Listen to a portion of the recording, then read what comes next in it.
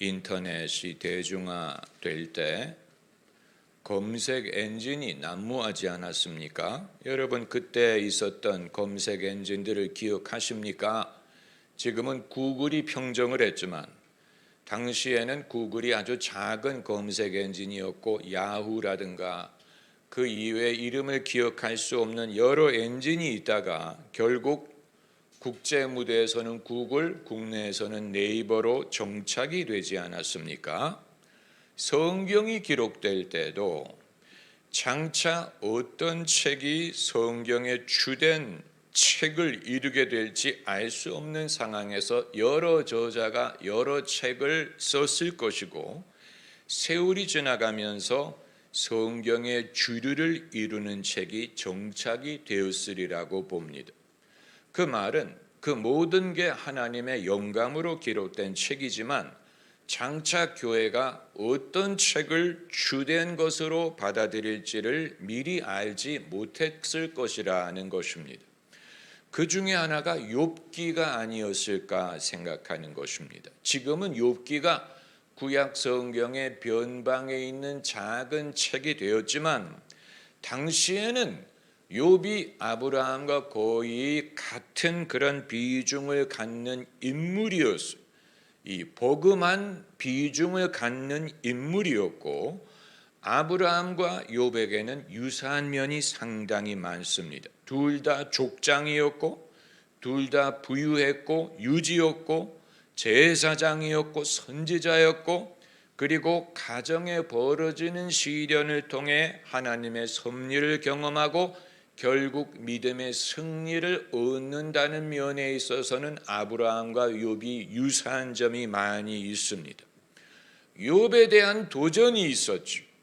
욥에 대한 도전은 욥은 팔자가 좋기 때문에 하나님을 섬기는 것이 아닙니까? 하나님이 이렇게 복을 주어서 그 사람의 믿음을 따낸다면 누구든 하나님을 믿을 수 있지 않겠습니까? 라는 강한 도전이었어요. 그리고 하나님은 그 도전을 무시하지 않았습니다. 그게 아니라는 것을 욥의 경험을 통하여 증명할 필요가 있었습니다. 이것은 욥이 증명할 필요가 있는 것이고 하나님이 증명할 필요가 있었던 것입니다. 왜냐하면 사단이 욥을 도전한 게 아니고 하나님을 도전했기 때문에 이것은 욥이 증명하는 것을 통하여 하나님이 증명할 필요가 있었던 것입니다. 그런데 똑같은 도전을 아브라함에게도 할 수 있습니다. 아브라함과 욥이 비슷한 인물이었다라고 말씀드리는 이유가 여기에 있어요. 아브라함의 경우에 하나님이 아브라함에게 후하게 대해 주신 것만을 생각하면 누군들 믿음을 갖지 않겠습니까? 당신이 하나님을 믿어 복을 받을 수 있다면 누군들 마다하겠습니까? 믿지 않을 이유가 없는 것이지요. 모두가 아브라함처럼 복을 받을 수 있다면 안 믿는 게 이상한 것이지요. 그러나 왜 다 아브라함처럼 믿음의 인물이 되지 못하느냐? 여기에는 겉으로 볼 수 없는 믿음의 사람에게 테스트를 통하여 진정한 믿음을 검증하는 면이 포함되어 있기 때문이에요. 여러분이 이것을 깨닫지 못한다면 여러분 자신의 삶에 벌어지는 일을 이해하지 못할 것입니다. 이것은 아브라함에게만 국한된 것이 아니기 때문에 여러분 아브라함의 인생을 참어 읽으면 굴곡이 없는 편안한 인생으로 보일 것입니다. 얼마나 좋아요? 자식이 없다는 것만 제외하면 아브라함은 재산이 없습니까? 명예가 없습니까? 아브라함에게 인품이 없습니까? 아브라함은 모든 면으로 우리가 부러워할 만한 그런 면을 소유한 인물이었기 때문에 유복한 삶을 살았던 사람이에요. 그런데 욥이 그런 사람이었는데 욥도 그런 사람이었는데 그 면을 사단이 도전한 것이 아닙니까? 하나님이 그렇게 욥을 위하니 당연히 욥이 하나님을 섬기지요. 그 이외의 시나리오를 상정한다면 그래도 그렇게 하겠습니까? 이것이 시험이 도전이에요. 아브라함도 마찬가지. 왜 아브라함의 믿음을 시험하셨는가, 테스트하셨는가가 이해가 되는 부분이에요. 아브라함의 경우에는 사단이 도전했다는 말이 없지만 그럼에도 누군가 도전할 만한 여지는 충분히 있었어요. 당연히 도전하죠. 우리가 도전했을 거예요. 우리가 거기에 대해서 반론을 제기했을 거예요. 수많은 사람들이 아브라함을 시샘했을 거예요. 아브라함을 시기했을 거예요. 아브라함은 좋겠네. 아브라함을 복은 받아 좋겠네. 나도 아브라함처럼 복을 받으면 난들 아브라함처럼 되지 못할까. 이건 사단이 시험한다는 것은 모든 사람이 시험할 만한 여지가 있다는 것을 말하는 것이고, 그렇기 때문에 하나님이 그것을 건너뛰지 않고 무시할 수 없고 여기에 대하여 증명할 필요가 있었는데, 욥의 경우에는 그 대가를 어느 정도 욥이 지불할 필요가 있었고 아브라함도 마찬가지였습니다. 여러분, 아브라함의 시험에 대해서 말을 할 때마다 성도님들의 얼굴에 싫어하는 빛이 등장한다는 사실을 아세요? 이것은 여러분의 얌체 같은 면과 그리고 여러분이 그 사실을 숨기지 못한다는 것을 보여주는 것이고, 얼마나 사람이 단편적으로 신앙생활을 하려고 하면 아브라함의 12장부터 15장과 17장과 이 모든 것에 대해서는 사람들이 공감을 하는데, 이제 사라를 통하여 얻은 이삭을 바치라고 하는 면에 있어서는 사람이 다 고개를 갸우뚱하죠. 철학자 키에케고르이 바로 이 주제를 대상으로 해서 그의 작품을 만들었다는 사실을 아십니까? 여러분, 이게 바로 불협화음의 시험이에요. 불협화음이라는 것은 음악적인 용어인데 음이 서로 화음을 이루지 못하고 서로 부조리를 이룰 때 불협화음이라고 하는 것입니다. 믿음의 시험은 우리 인생에 부조리를 일으키므로 논리적으로 조화가 되지 못하고 내가 머리로 그것을 이해하지 못하고 모순적으로 보일 때 그것이 불협화음이라고 하는 것입니다. 시험이 시험인 이유는 불협화음을 만들기 때문이에요. 우리의 신앙생활에 부조리, 내가 머리로 납득할 수 없는, 감정적으로 납득할 수 없는, 논리적으로 납득할 수 없는, 하나님이 모순적으로 보이는, 하나님이 허락하시는 일이 내게 모순적으로 보이고 원래 하신 말씀과 부조리를 일으키는 것처럼 원래 내가 이해했던 것과 부조리를 느끼고 원래 내가 느꼈던 감정과 부조리를 일으킬 때 그것이 불협화음이 되는 것인데, 여러분, 믿음의 시험은 이 같은 불협화음을 얼마나 감당할 수 있느냐에 좌우되는 것입니다. 대다수의 사람은 이 불협화음을 감당하지 못하고 넘어집니다. 그리고 그것을 이해하지 못합니다. 납득이 되지 않기 때문에 이건 모순 아니에요. 이건 부조리를 이루는 거 아니에요. 얼마나 이것이 우리의 삶에 감당하기 어려우면 여기에 대한 어휘조차도 발달하지 않았어요. 그래서 불협화음이라는 아주 애매한 단어를 쓸 수밖에 없는 것은 아예 철학적으로 수사학적으로 여기에 대한 어휘를 개발하지 않았기 때문인데, 믿음에는 이것이 핵심적인 요소요. 피할 수 없는 요소요. 아브라함뿐만이 아니고 욥뿐만이 아니고 우리 모두가 겪을 수밖에 없는 것이고, 아브라함이 일찍이 그런 불협화음을 여러 번 경험을 했어요. 가나안에 가라고 해서 갔더니 그 땅에 기근이 있었던 것이 한 예예요. 그게 당장 불협화음이 되는 것이죠. 부조리가 되는 거예요. 부조화. 하나님이 오라고 해서 왔는데 어떻게 이 땅에 기근이 있느냐. 그렇다면 하나님이 잘못 말씀하셨던가, 내가 잘못 들었던가, 아니면 이 기근이 잘못됐던가, 뭔가는 잘못된 거예요. 왜냐하면 동시에 성립될 수가 없는 거예요. 하나님이 주겠다고 해서 내가 왔는데 그러면 이 땅이 풍족해야지. 어떻게 이 땅에 기근이 있을 수 있느냐? 기근이 잘못됐던가, 하나님이 잘못됐던가, 내가 잘못 들었던가, 이게 부조화예요. 뭔가 모순이 되는 거예요. 아브라함은 일찍이 이러한 부조화를 여러 번 경험했어요. 애굽으로 내려가서 거기서 먹고 살려고 하다 보니까 사라를 잃어버릴 뻔한 거예요. 그런데 사라는 하나님이 사라를 통해 후사를 주실 것이기 때문에 잃어버려서는 안 되는 사람. 그런데 먹고 살려고 하다 보니까, 생존하려고 하다 보니까 사라를 잃을 뻔한 위기가 2번이나 있었던 것인데, 이것은 아브라함에게 커다란 부조화였어요. 이상한 거예요. 모순인 거예요. 하나님의 약속이 성취되려면 사라가 있어야 되는데, 그러나 당장 생존하려면 사라를 버려야 되는 것 같은, 이게 누가 잘못한 거냐? 하나님이 잘못 말씀하신 거냐? 내가 잘못 이해한 거냐? 환경이 잘못된 것이냐? 이러한 부조화.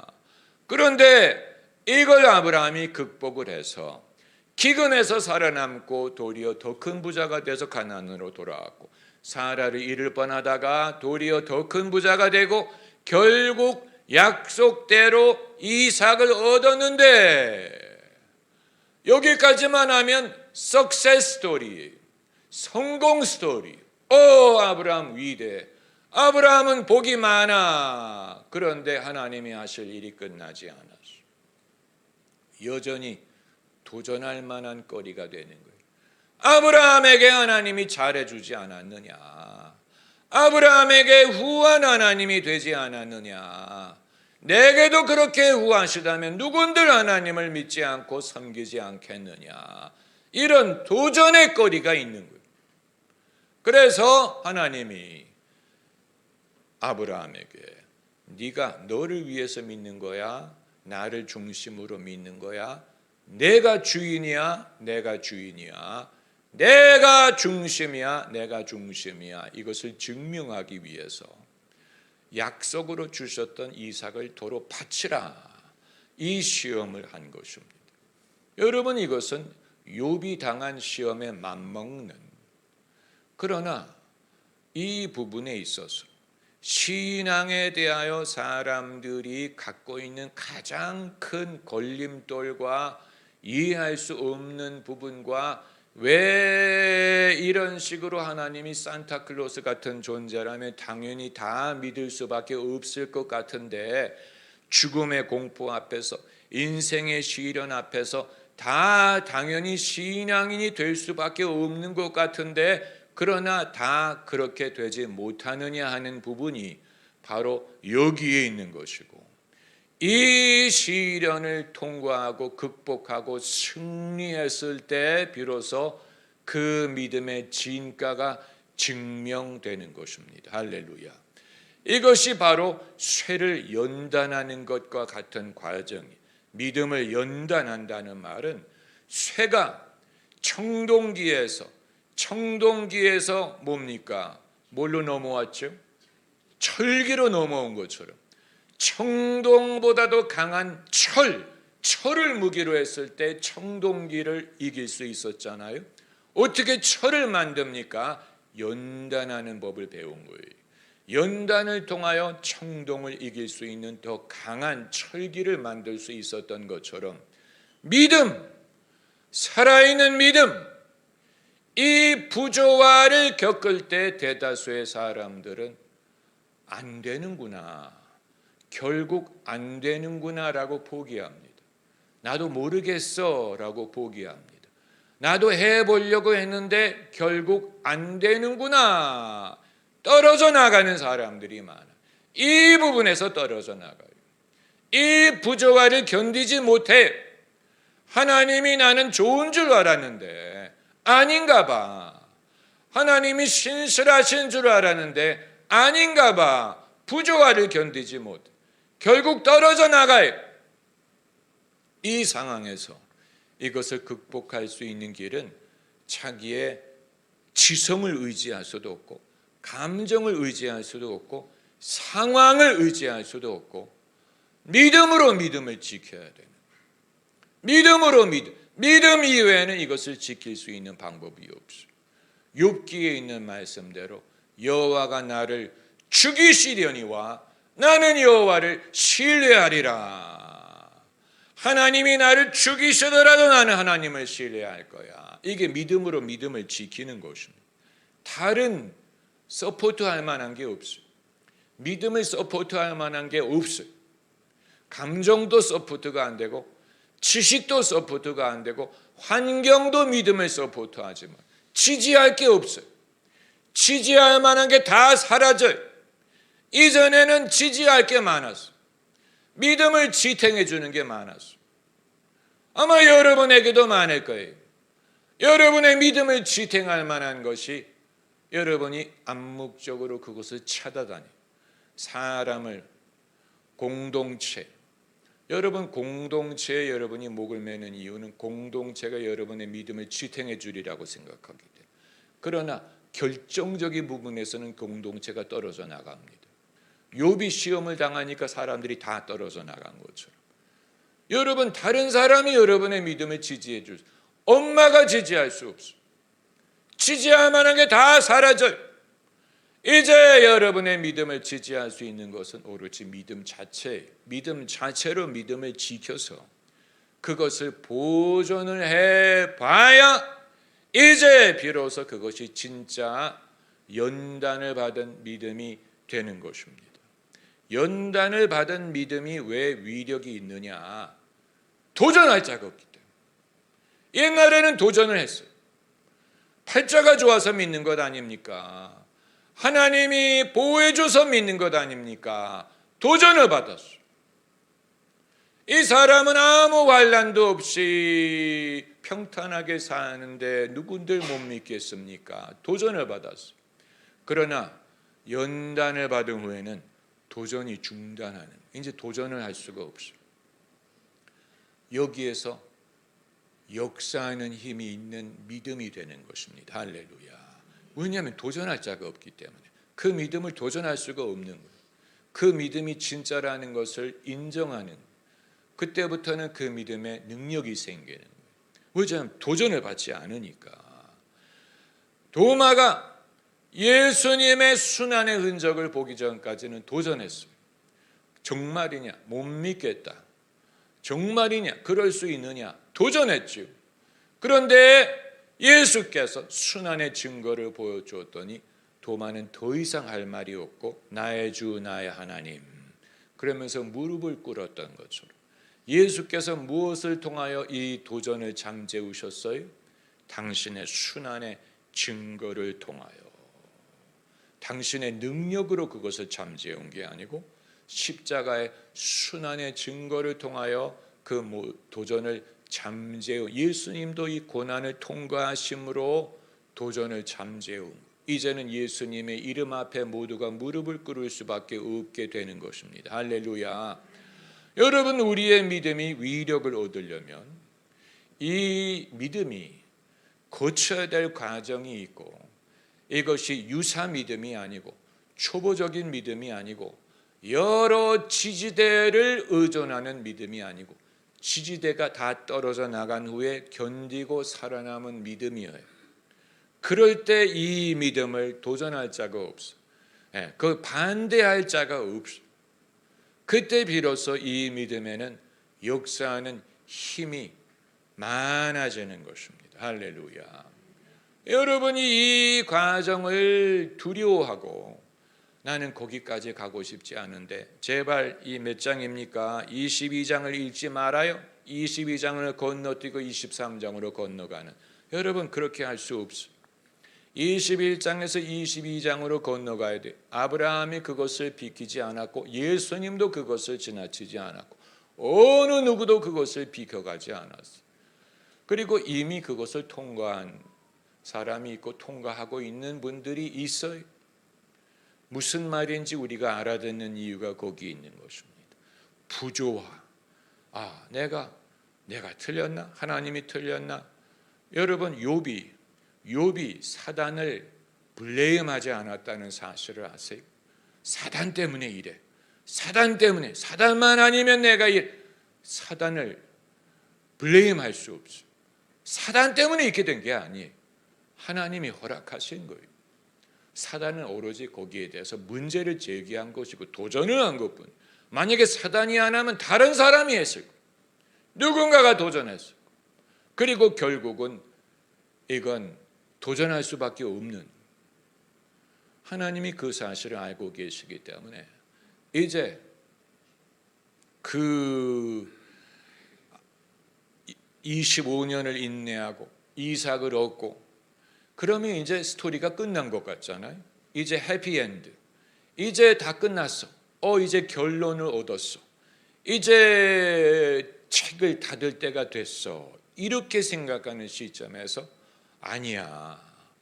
아직 책을 닫을 때가 되지 않았어. 아직 끝나지 않았어. 믿음의 여정은 지속 중이야. 하나님이 멈추시는 날이 올 때까지는 우리도 멈출 수 없고 우리의 믿음으로 하나님 앞에 나아갈 것입니다. 할렐루야. 할렐루야. 할렐루야. 할렐루야.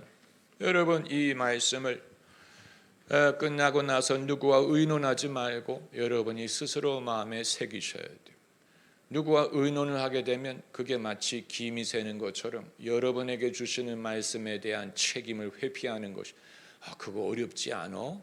너는 어떻게 했어? 이걸 물어보는 순간에 여러분은 공을 남에게 넘기는 거예요. 여러분이 그 공을 갖고 있어야 돼. 그렇구나. 그렇구나. 내가 내 믿음의 지지대를 의지했었구나.